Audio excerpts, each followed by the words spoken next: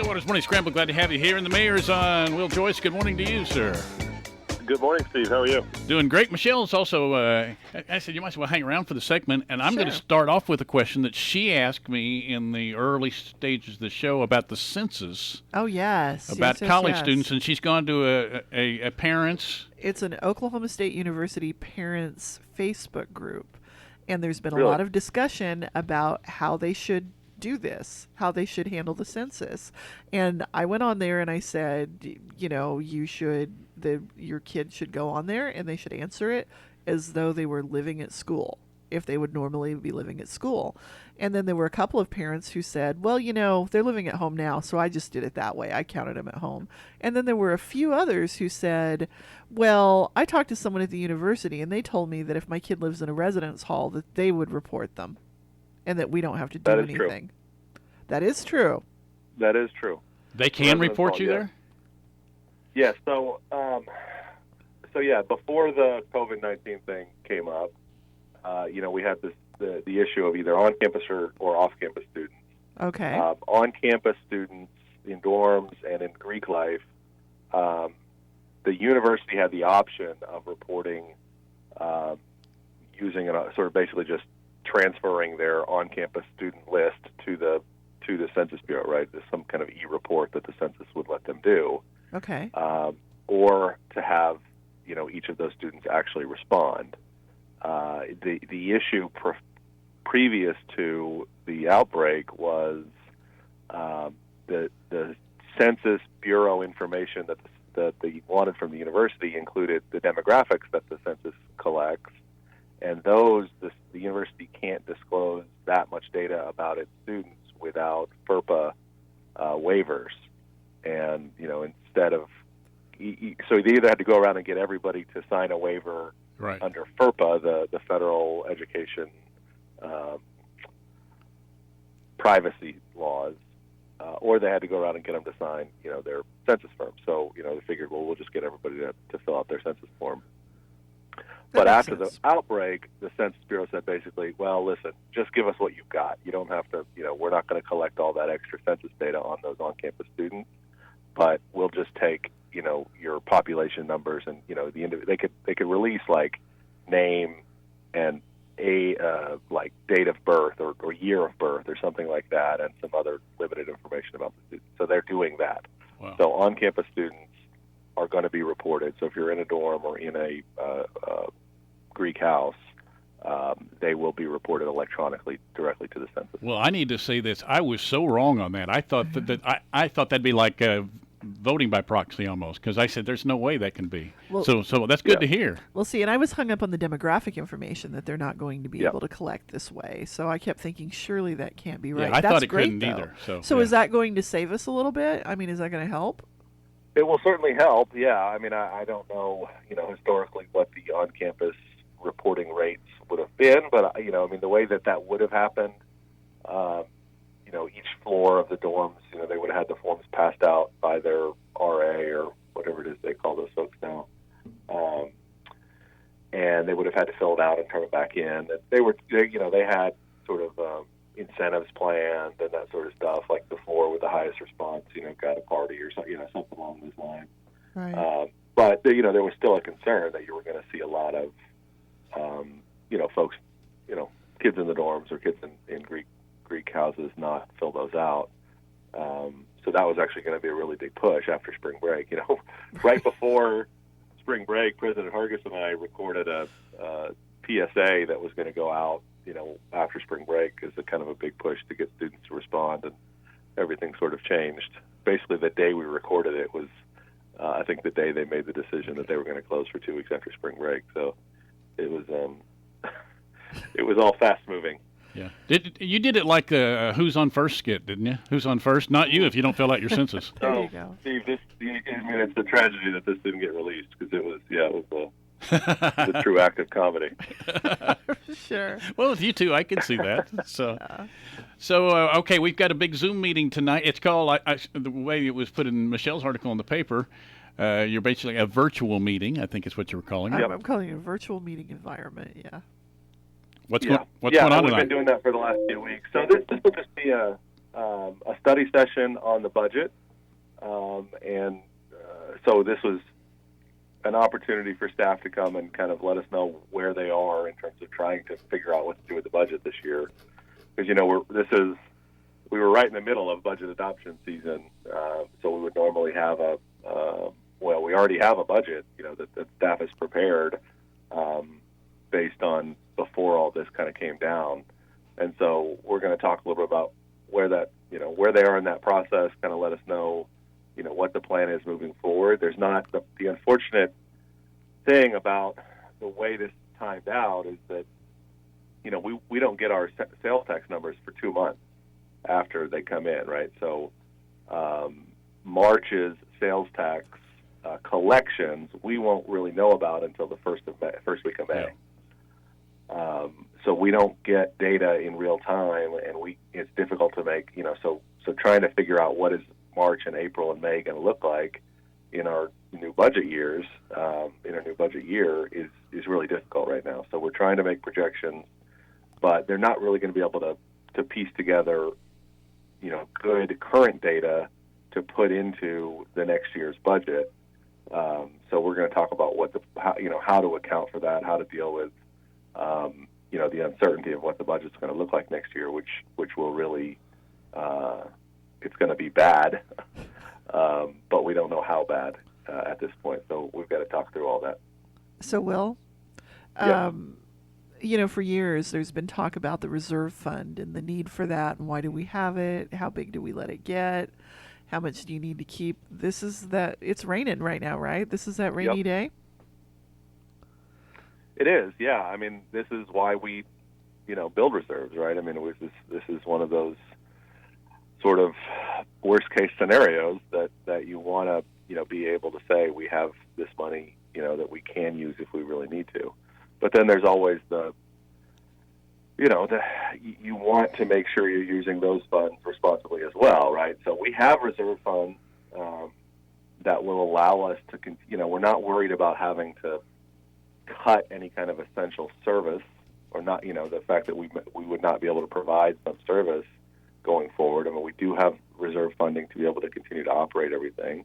But you also, especially with this current pandemic situation, is that there's no indication that we may not be back into a heavy virus surge later in the year or next spring, right? So we're kind of looking at it going, well, we don't want to spend down all the reserves we have now and then have to come back in a year and have another event sort of like this with this same virus, where we've got to, go through some problems. The other issue is we don't know how long this is going to last, right? If this goes into fall and, there's not a normal college football season and not a normal college, students on campus in the fall,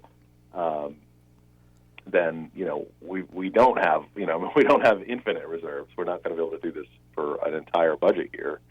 So it's difficult to know, exactly how much to pull out of those reserve funds now to plug gaps and how much to kind of keep in reserve for the future. So that will get talked about as well. There's definitely going to be, we've already gone at the city to, no unnecessary spending at all. I mean, it is totally locked down in terms of not just unnecessary spending, but non-essential spending, right? I mean, the idea that if you don't have to have that thing, we're not buying it. And so it's going to be a difficult time here for the next few months or a year to figure out how much we can spend. Have you talked to area communities? Is it time to count our blessings that we have this? Because you see on the news, so many people can't go more than miss one paycheck, and they're behind the eight ball with rent or mortgage payment or whatever. I'm gathering that we're better off than a lot of communities our size. Yes, I think that's true. I think our reserve funds compare favorably even with larger communities around the state.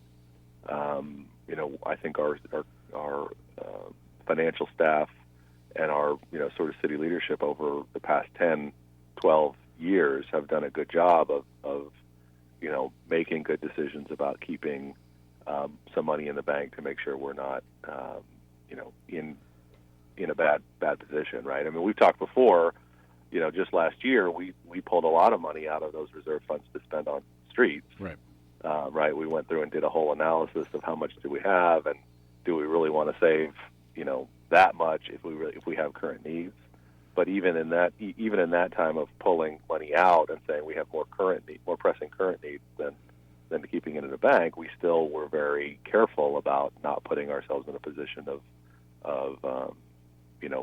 not having those reserves at all. So they are still in good shape, and yeah, I think we are in a better position than a lot of other communities our size might be. But I think that's always been based for Stillwater on the fact that we are so dependent on sales tax, and I mean every city is dependent on sales tax in Oklahoma, but our population with students and the swings that we have from just fall to summer, and the possibility just of that student population having such a big impact, right? If OSU has a lower enrollment one year, or if there's only 5 football games instead of 7, or whatever it is, that stuff in Stillwater has such a big impact that I think we've been better accustomed to the swings and more willing to save up to make sure we're not hit by those swings as much, right? I mean, we're I think a little smarter about it because we're used to seeing such big changes that we know we have to level out that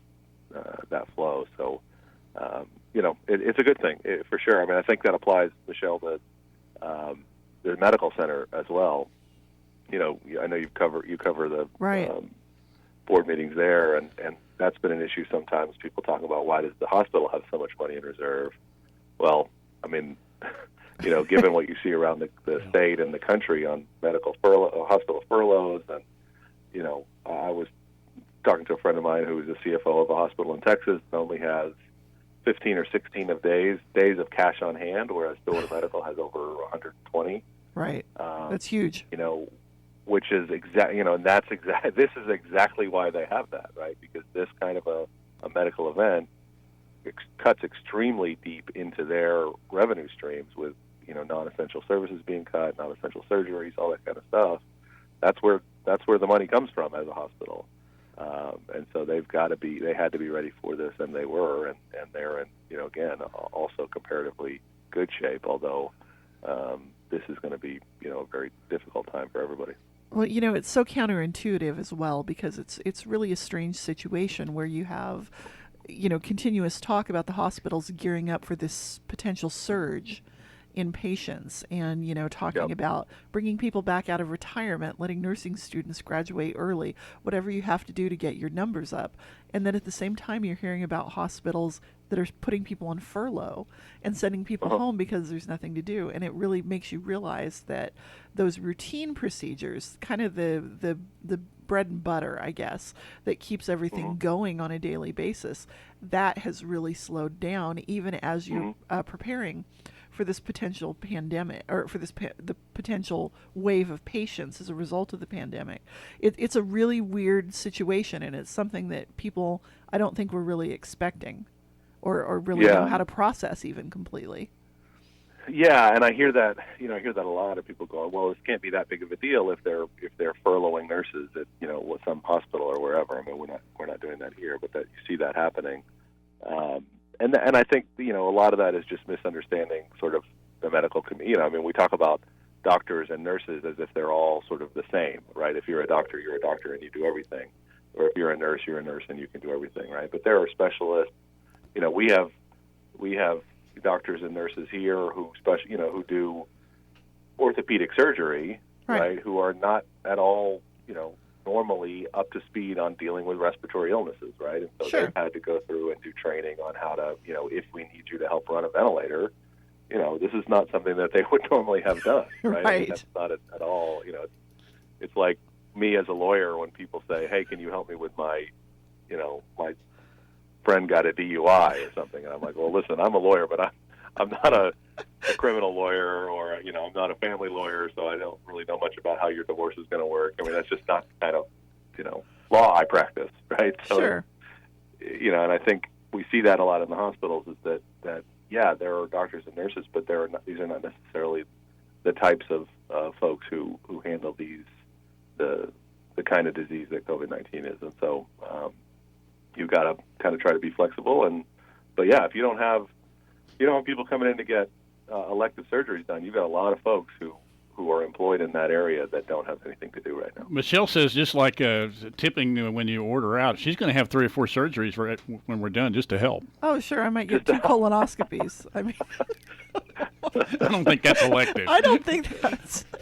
I wouldn't do that even. Okay. I wouldn't even do that. We need to get a break in here. Michelle, thanks for hanging out. Hey, no problem.